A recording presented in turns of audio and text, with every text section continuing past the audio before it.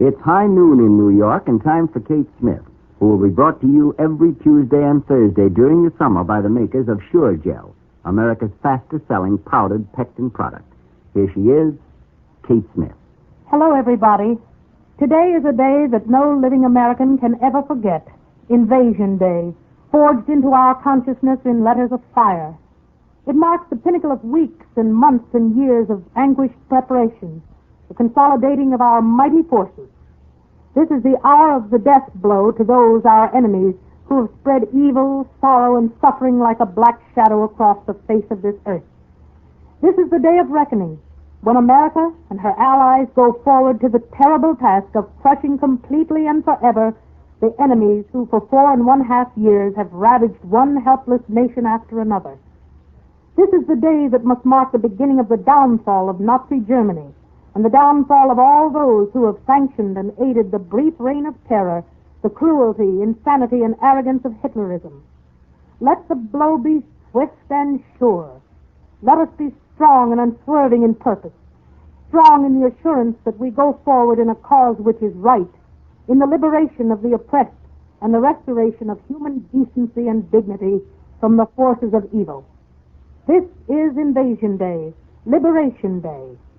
Here at home, we sit beside our radios, eagerly hanging on each word of news that flashes across an ocean around the world. We're filled with a conflict of many emotions, fear, excitement, and hope. But these emotions will not help those whom we most desire to help. They will not carry our brave fighting forces forward unless we harness those thoughts and guide them and use their power to forge an invincible weapon against the foe. Today, we cannot afford to stand idly by, scattering our thoughts so haphazardly that they reap only the wind. We must concentrate them on victory and turn our earnest, united thoughts into devout, unceasing prayer to God. Wherever you are at this moment, whatever you are doing, join your prayers with mine. A prayer for victory. Pray that our crusaders may be strong, that success will crown their every effort. Pray that they may speedily accomplish their mission and bring their adversaries to unconditional surrender. Pray to our Father in heaven to look down with compassion upon this sick and sorrowing world and guide the forces of right against the forces of evil and insanity.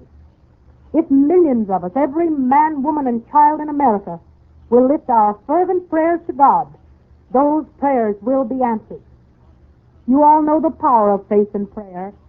Use that power now. Use it with every fiber of your heart and soul and mind, so that your prayers, along with mine, may reach outward and upward to encompass and aid those we love and the cause for which they crusade.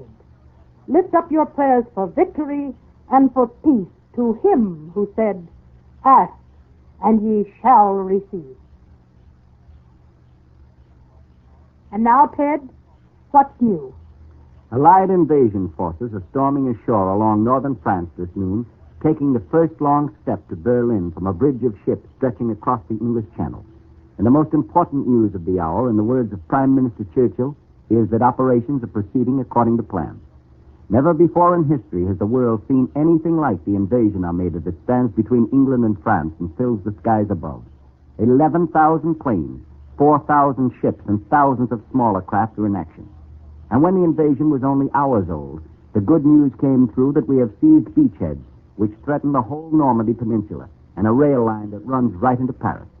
The British radio says that we have a firm grip on 2 beachheads, and that Allied formations are advancing inland possibly as much as 10 miles.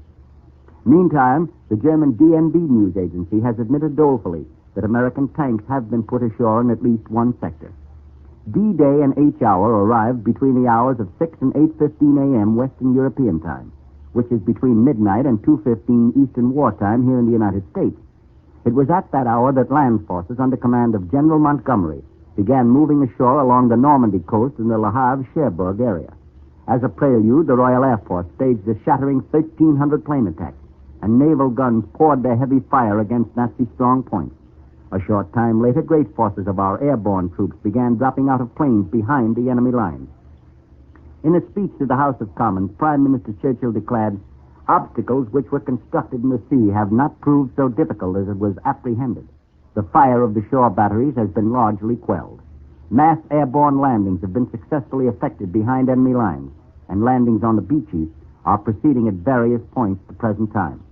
Mr. Churchill, once more resuming the role of a war reporter, told members that he couldn't concentrate on any particular details, and the reason was the reports were coming in much too fast. He said, however, that operations are proceeding according to plan, and then he added, "What a plan." One result of that plan was that an hour after the first of the American, British, and Canadian troops hit the beaches, we had complete mastery of the skies over the landing area, and enemy shore batteries had been silenced for the most part. And because of these factors, our boys are now splashing ashore in the face of little resistance, correspondents say. Yes, the reports are really pouring in this noon, so let's run down the line and see what various quarters have to say. Most of the early news of the invasion, came not from Allied spokesmen, but from the frantic Nazis crouching behind their coastal defenses. So first, let's examine Berlin's side of the story, her claims, and even more important, the things that Berlin admits this noon. The Berlin radio announced some time ago that the Allies have succeeded in getting landing barges into 2 estuaries behind the Atlantic Wall, and that they've gained footholds on several islands in the Channel, including Guernsey and Jersey. These landing barges are reported to have pushed into the estuaries of the Orne and the Vira rivers in the coastal stretch between Cherbourg and Le Havre. And the Nazi broadcasters acknowledged that Allied tanks have ranged several kilometers inland between the towns of Caen and Isigny. But Berlin's most important admission is that the Allies have penetrated 10 miles inland. Other German reports include one from the Transocean News Agency, claiming that a large Allied warship had been set ablaze in the Seine estuary by artillery fire. Another saying that at least 4 Anglo-American airborne divisions, including glider troops, have attacked the French coast between Le Havre and Cherbourg. And a third, stating that further Allied reinforcements are being landed by sea and air along the Seine, and that a naval battle is raging in the Channel north of Le Havre. And now for the reports coming out of Allied headquarters. The first communique came from our own leaders at 3:32 a.m. Eastern Wartime. It was an epic of simplicity, considering the momentous message it carried. The communique said, "Under the command of General Eisenhower, Allied naval forces supported by strong air forces began landing Allied armies this morning on the northern coast of France." We can readily see that a lot was left unsaid in that communique, particularly the scene of our invasion. It was not learned until some time later that the focal point of our attack was the Normandy Peninsula, which juts out from France 100 miles below the English south coast. And then hour by hour the picture became clearer. We apparently were concentrating most of our weight against this peninsula from Cherbourg, at its tip, to Le Havre, at the mouth of the Seine. That's 110 miles northwest of Paris. Next, we received a report of Allied casualties, and that report contained good news, for it said that casualties among our airborne troops descending on France have been light. And then we received further details on the operation. For instance, we were told that more than 640 naval guns ranging from 4 inches to 16-inch weapons were supporting the ground troops, and that hundreds of minesweepers manned by 10,000 officers and men were moving up and down the Channel. And after examining these news highlights from the headquarters of both sides, you will note that the first mighty blows of the invasion have been directed at one section, the Normandy coast of France. But there are hints at this hour that new additional operations may come momentarily. Other invasion forces from the great arsenal of the British Isles may spill out into other quarters of Europe, notably Holland. Now, the first hint that the Netherlands may be slated next for invasion came from an Allied headquarters spokesman this morning. He broadcast urgent instructions to the people of Holland, warning them to flee inland immediately to a distance of 21 miles and to keep off the highways, the railways, and the bridges. The people of occupied France also received last-minute instructions. They were told that the Allied air forces have adopted a new manner of attack and that they will be given advanced warnings to leave their towns and cities before the mighty bomber fleets arrive overhead. General Eisenhower himself also had words of instruction and encouragement for the oppressed peoples under Hitler's domination. The Supreme Commander told them that the hour of your liberation is approaching. He called on organized resistance groups to follow his previously issued instructions, but he cautioned the rest of the people to continue their passive resistance until he gave them the signal to rise and strike at the hated Nazis. To his own soldiers, hardened and toughened by months of training, General Eisenhower had these words to say: "The tide has turned. The free men of the world are marching together to victory. I have full confidence in your courage, devotion to duty, and skill in battle. We will accept nothing less than full victory. Good luck, and let us all beseech the blessings of Almighty God upon this great and noble undertaking.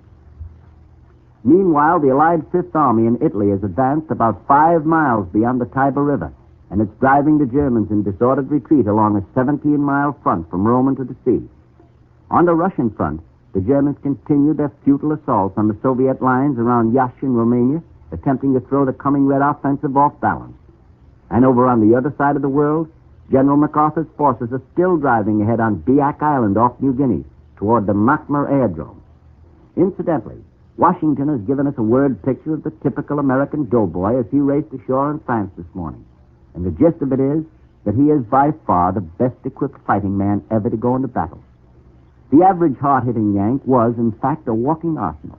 He carried nothing but weapons, ammunition, and a single day's compact food ration.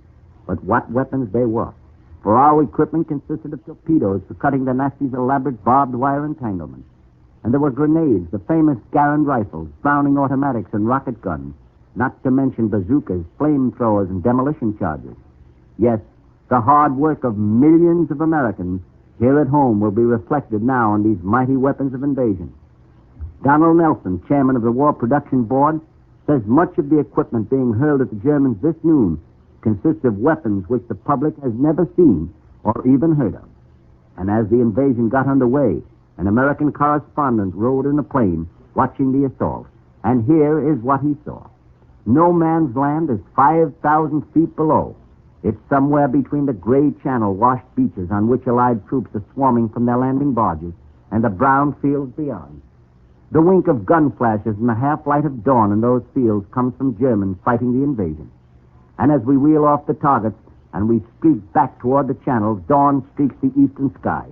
Peering down, you can see our troops scrambling ashore under a canopy of shells hurled over their heads by warships in a harbor that dents the shoreline. In the half-light, we can see the flashes from German shore batteries all along the coastline and inside the harbor. By now, as we fly across the white-capped channel, we have a bridge of ships from England to France. They range from mighty battle wagons to tiny, gnat-like PT boats, and they include all manner of transports and landing craft. Yes, this is D-Day, H-hour, indeed. Our sponsors, the makers of Sure Gel, America's fastest-selling powdered pectin product, allowed us today to dispense with our regular commercial announcements. This is Ted Collins inviting you to join us again tomorrow when Kate Smith speaks.